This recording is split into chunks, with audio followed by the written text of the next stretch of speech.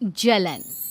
ममता बहुत ही सीधी और प्यारी लड़की थी, वहीं सुनील एक सरल और आगे बढ़ने की सोच रखने वाला लड़का। सुनील, बेटा सुनील कहाँ है? अरे ज़रा एक गिलास पानी तो दे दो। हाँ माँ, अभी आया। क्या माँ, पानी तेरे सर के पास ही तो रखा है, क्या हो गया है? तबीयत खराब है क्या? अरे नहीं नहीं, वो उठने का मन ही नहीं कर रहा था तो देखा ही नहीं। वैसे क्या कर रहा है? यहाँ बैठना मेरे पास। माँ पढ़ रहा था। वो कहना नौकरी में तो वक्त नहीं मिलता, अब ऑफिस से घर आकर ही तो वक्त मिलता है। अच्छा अच्छा ठीक है, पढ़ ले जा बेटा। सुनील पढ़ लिख कर और आगे बढ़ना चाहता था, लेकिन माँ की तबीयत खराब देखकर सोचता है कि शादी ही कर ले। कब तक माँ का ख्याल वो अकेले रख पाएगा? तो एक दिन, माँ ये ममता है, मैंने इससे शादी कर ली है। तुम्हारी तबीयत भी ठीक नहीं रहती तो मैंने सोचा शादी कर लेता हूँ। घर संभालने वाली और तुम्हें संभालने वाली कोई आ जाएगी तो अच्छा रहेगा। माँ अचानक से सामने बहू देखकर हैरान रह जाती है। बेटा ये क्या बात होती है? न बैंड, न बाजा, न दहेज, न शगुन, ऐसे कैसे बहू आ गई?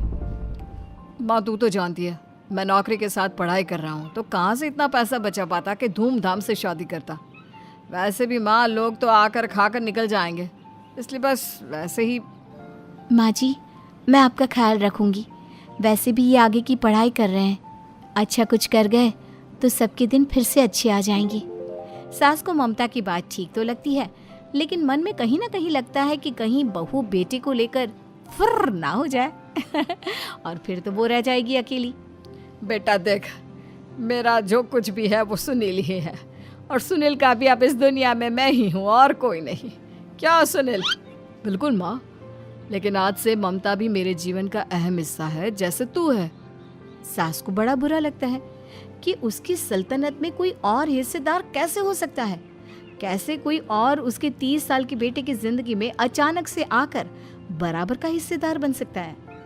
देख बहू, मैं भले थोड़ा बीमार रहती हूँ, लेकिन इसका मतलब यह नहीं कि घर की चीज़ों में मेरा कंट्रोल खत्म हो गया है। मैं आज भी इस घर की रानी हूँ, समझी? बेटा सोचता है कि ये माँ को अचानक से क्या हो गया।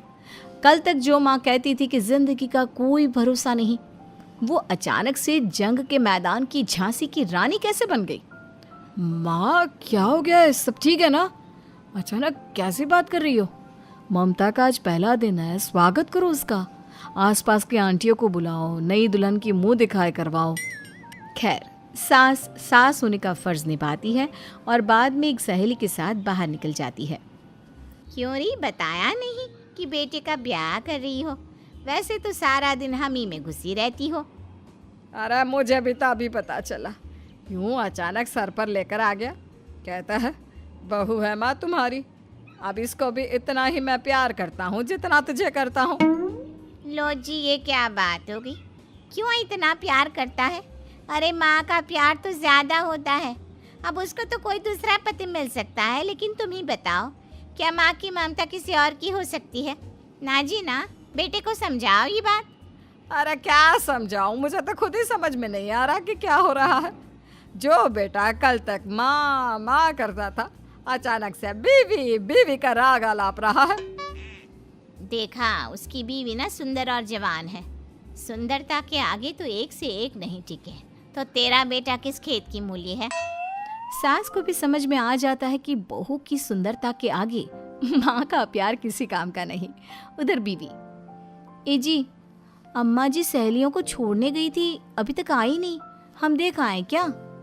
अरे रहने दो ना, आ जाएंगी। कहाँ जाएगी, उनकी आदत है, एक बार जाती है तो पूरी पंचायत खत्म करके ही आती है। अच्छा ही है, खाना वाना खा कर गई होगी। छोड़ो ना, घूमेगी तो खाना पचेगा नहीं तो ऐसे ही खाट पकड़ लेगी। बहू भी शांत हो जाती है। उधर सास सोचती है कि आज थोड़ा देर से ही घर जाती हूँ, जब बेटा परेशान होकर ढूंढेगा तब मजा आएगा। बीवी को खुद ही पता चल जाएगा कि माँ के आगे उसकी दाल नहीं गलेगी। लेकिन वहीं दूसरी ओर घर पर, ए जी, माँ जी अभी भी नहीं आई, हमको तो घबराहट हो रही है कि क्या करें, जाकर पता करें किसी के घर। अच्छा, कहाँ जाओगी ये भी बता दो। पहला दिन है तुम्हारा इस घर में और एक ही दिन में मोहल्ला छानोगी क्या? हाँ, तो आप भी तो नहीं जा रहे हैं ना, हमको फिक्र हो रही है। अरे यार, ये रोज का है अम्मा का, खाओ और सो जाओ। बस फिर क्या था। बेटा बहू खाना खाते हैं और कमरे में सोने चले जाते हैं। उधर जब सास को कोई देखने नहीं आता तो वो हार कर घर आ जाती है, जहाँ वो देखती है कि सारे घर की लाइट्स बंद है। सास को गुस्सा आता है। बहू, ममता बहू कहाँ हो? लेकिन सारे दिन की थकी बहू को ऐसी नींद आती है जैसे किसी ने भांग की गोली खिला दी हो। वो तो नहीं उठती। उठकर आ जाता है बेटा। अरे क्या बात है अम्मा, काहे चिल्ला रही हो? अरे सो जाओ ना, सुबह की थकी है बहू, वो सो रही है। जोर से बोलोगी तो नींद खुल जाएगी उसकी। माँ को गुस्सा आ जाता है। फिलहाल तो सो जाती है, लेकिन मन ही मन ढेर सारा जहर बहू के लिए भरा होता है। सुबह बहू चाय बना रही होती है कि सास धीरे से गैस तेज कर देती है, जिससे चाय का बर्तन जल जाता है। और जैसे ही बहू चाय का बर्तन उठाती है उसका हाथ जल जाता है। मेरा हाथ जल गया। वो जोर जोर से चिल्लाकर इधर उधर भागती है कि सास थोड़ी देर में उसके हाथ में पानी डाल देती है। हाय रे बहू, क्या कर रही हो? पहली बार रसोई छुई हो क्या? सासू माँ गलती से गैस तेज रह गई थी और बर्तन जल गया, जिससे मेरा हाथ जल गया। हाय रे, कितना गंदा दाग। छी छी छी छी, मुझे तो उल्टी आ रही है तेरा गला हुआ मांस देखकर। तू ना मुझे अभी साथ से खाना मत लगाना। बहू भी खुद का हाथ देखती है तो उसे भी रोना आ जाता है। कुछ दिनों के बाद सास की सहेली आती है। बहू चाय बनाकर लाती है। उसके जाने के बाद सहेली कहती है, बहू की सुंदरता ऐसी है कि कोई भी दीवाना हो जाए। वैसे तेरे बेटे का क्या हाल है? अरे वैसा ही है, बहू के पीछे लट्टू। क्या करूं, कुछ समझ में नहीं आ रहा। मैंने तो बहू के चेहरे पर दिवाली के पटाखे की चक्री फेंक दी, उसका पूरा चेहरा जल गया। अब देखो ना रही सुंदरता, और ना ही अब मेरा बेटा उसे पूछता है। अरे अब तो वो उसे छोड़कर दूसरी भी देखने को बोल गया है मुझे। बहू सारी बात सुन रही होती है। आंटी एक बात बताइए, क्या भरोसा है कि दूसरी सही आए और आपके अनुसार रहे? देखिए आंटी, मेरी सासू माँ को गलत बात सिखाने की जरूरत नहीं है। हमारा परिवार साथ में खुशी से रह रहा है। देख बहू, मेरी सहेली की बेइज्जती ना कर, वही अच्छा रहेगा तेरे लिए, समझी? बहू नहीं मानती है। वो बार बार उनकी सहेली को घर से निकल जाने को कहती है। तभी सास की सहेली पास के चूल्हे से लकड़ी लाकर बहू के चेहरे पर लगा देती है। बहू जोर जोर से रोने लगती है। अरे ये क्या कर दिया? मैंने कहाँ किया, ये तो तूने किया।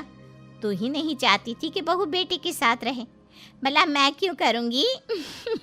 मैं तो चली, निपटो अब। बहू रो रही होती है, दर्द से चिल्ला रही होती है, लेकिन सास उसे डॉक्टर के पास नहीं ले जाती। तभी पति आता है। क्या हो गया ममता? ये दाग कैसे लगा? तुम कैसे जली? ममता कुछ नहीं कहती, बस दर्द से करा रही होती है। पति माँ की तरफ देखता है। हो ना हो माँ, ये पक्का आपका काम है। आप ही ममता से जला करती थी ना। देखना माँ, अब पुलिस आएगी, केस बनेगा, लेकिन पहले मैं ममता को अस्पताल लेकर जा रहा हूँ। सभी अस्पताल जाते हैं, जहाँ डॉक्टर ममता की सास से कहते हैं, आपने तो नहीं जलाया ना बहू को? अब ममता की सास के तो पसीने छूट रहे होते हैं। वो घबरा कर कहती है, ना ना डॉक्टर साहब, कैसी बात करते हैं? हम क्या जलाएंगे अपनी बहू को? डॉक्टर ममता के पति से पूछते हैं। देखिए, क्योंकि ये ससुराल में जली है तो मामला पुलिस का बनता है, तो आप पहले पुलिस को बुलाइए, तभी इलाज पूरा होगा। सास डर जाती है कि अब तो बच्ची जिंदगी जेल में ही रहना होगा। रहने दीजिए ना, पुलिस को क्यों बुलाना?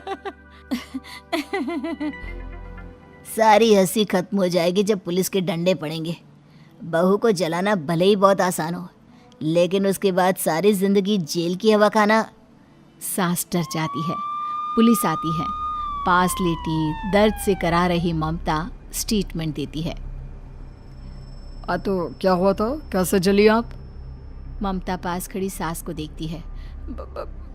बेटी बताओ, कैसे जल गई तुम? ओए, काका का किरण वाली शाहरुख, चुप, बिल्कुल चुप। सास चुप। सभी इंतजार करते हैं कि ममता क्या बोलेगी। जी, मैं खाना बना रही थी, लकड़ी उड़कर मेरे ऊपर गिर गई और मैं जल गई। सास बहू की बात सुनकर रोने लगती है। देखा माँ, कितनी समझदार है ममता। ये चाहती तो, हाँ बेटा, ये चाहती तो मैं आज जेल में होती। मुझे माफ कर दे। मैं आगे से अभी कभी ऐसा नहीं करूंगी। बहू के साथ मिलकर रहूंगी। मुझे माफ कर दे।